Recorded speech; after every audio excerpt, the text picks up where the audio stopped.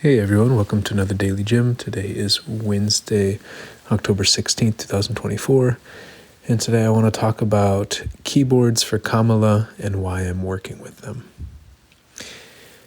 So, Keyboards for Kamala is a project organization that my friend Sahar started with a couple of his friends that used to work at Meta, Facebook, in the Civic Integrity Department. And they have a lot of experience in tech companies working to try to fight disinformation and to try to make politics communication online a little healthier and more unity. And so they started this, they started planting the seeds of this a couple months ago, but it really started ramping up in the last couple weeks. And I joined to be someone leading the trainings, or leading some of the public trainings, workshops, that are helping people get better at persuading other people to vote for Kamala, mostly through their online communities, kind of like digital canvassing or social banking, like phone banking, but using social networks. And so it is sometimes very uncomfortable for me to think that I would publicly sign up for something like this. I have voted throughout my life.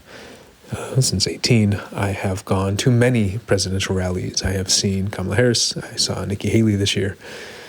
I saw Bernie Sanders. I saw Joe Biden. I saw even Mitt Romney back in the day. And so I have been an observer of politics. And I have been quite active in my beliefs on political issues, but to support one candidate and to dedicate my time to supporting a candidate is something I haven't done before. And many of you might think, oh, that means he really loves Kamala and he thinks Kamala is a superhero and she's the best. No, honestly, I don't. I'm excited about the team that I think she'll bring. There's plenty of other reasons. One aspect is the president hires something like 4,000 people once they appoint 4,000 people. And I much more strongly trust the team that she would appoint and the dynamics that would happen on the team. I trust that the team wouldn't be fully top down, but people would be able to express opinions and try to resolve conflicts together. Whereas on the Trump team, I don't think it'll be that type of format. I think it would be more top down, and he probably has a tendency to choose people on his team that he thinks are worse than him or who won't challenge him. And I just think that style of resolving conflict doesn't work very well. It just leads to a lot of hidden conflict and a lot of festering problems. But, I was thinking about another reason. And, so while I was working on it today, I just went on Facebook to look something up, and I saw that a friend of mine from Oakland, California actually passed away suddenly. And he wasn't a super close friend, but having lived in many different places, some of the relationships I make can feel very deep very quickly. And we spent a lot of time working together out there in this co-working space, running events. And he was just such an enthusiastic man, full of life. His name was Rashad. And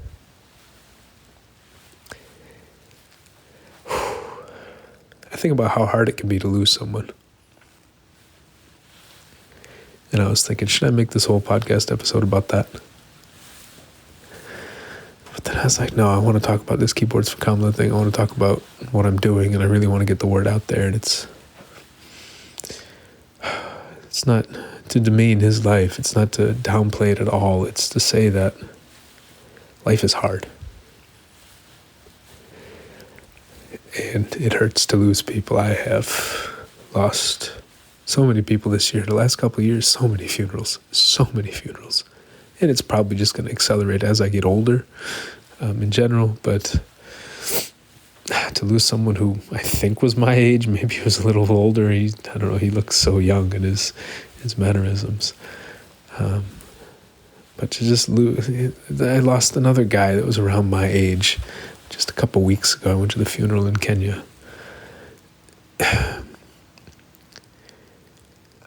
I think whether it's part of the job role or not, or whether we expect it or we think we expect it of the president or not, I think we looked up to the president to help us get through these times.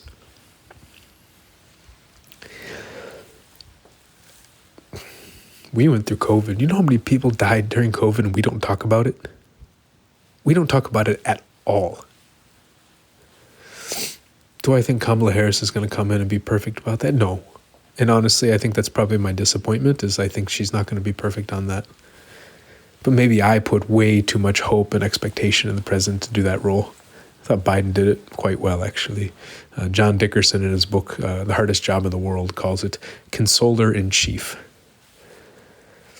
The president has to do this for people during COVID. The president has to do this for military families who lose someone overseas. He has to do this for hurricanes. He has to, or she doesn't, go into different places and just be there for people. And when I think about this election, it's like, I don't want Donald Trump doing that role. I just don't think he does it well. It's not saying he's a bad person. It's not saying he's evil. It's not saying, it's just, I don't think he's learned those skills. I can imagine him like giving me a really awkward pat on the back at one of my hardest moments when I just need somebody to maybe grab my hands or give me a hug, tell me it's going to be okay. Yeah. I think I get really vulnerable on these podcast episodes sometimes, and maybe you didn't expect that about a political episode, Keyboards for Kamala. I don't know if there are right answers. I don't know. It's just, I have the feeling that she might be able to pull a team together that can help us get through some of these really hard times. Emotionally. I don't know about her policies. I don't know about these things. I just...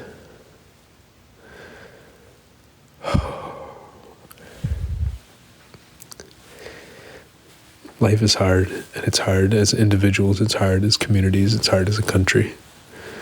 And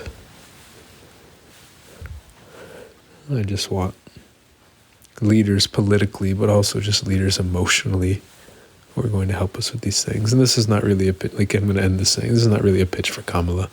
It's not a pitch against Trump. It's a pitch for the type of leadership I want to see in the world. And unfortunately, when it comes to elections, we kind of have two options. And which option do we want? Which option do we prefer?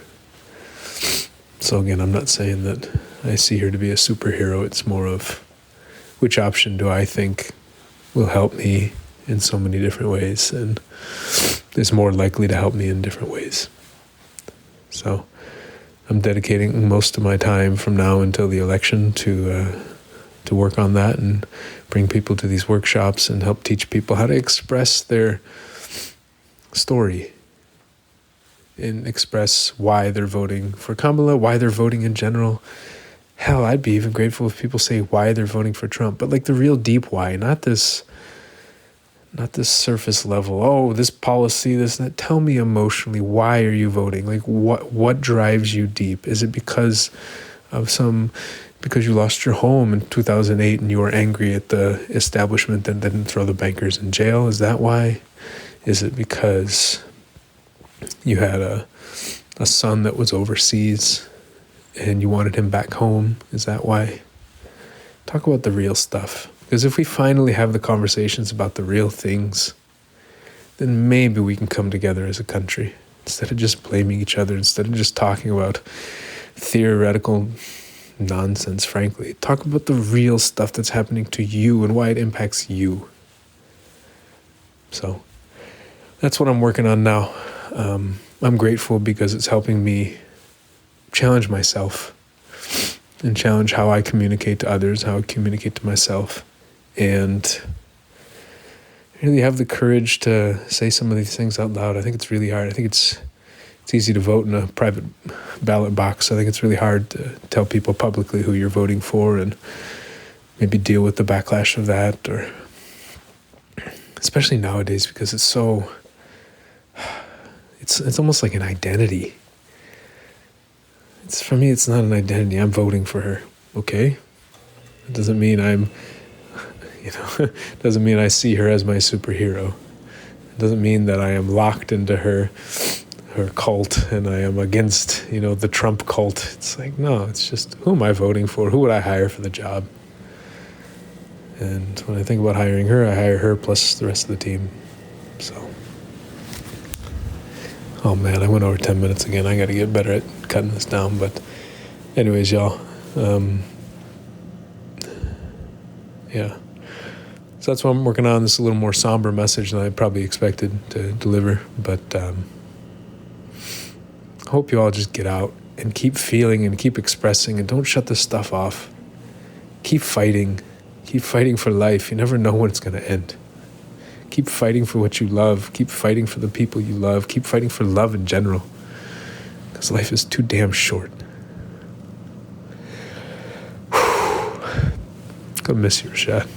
Gonna miss you, bud. All right. Take care, y'all.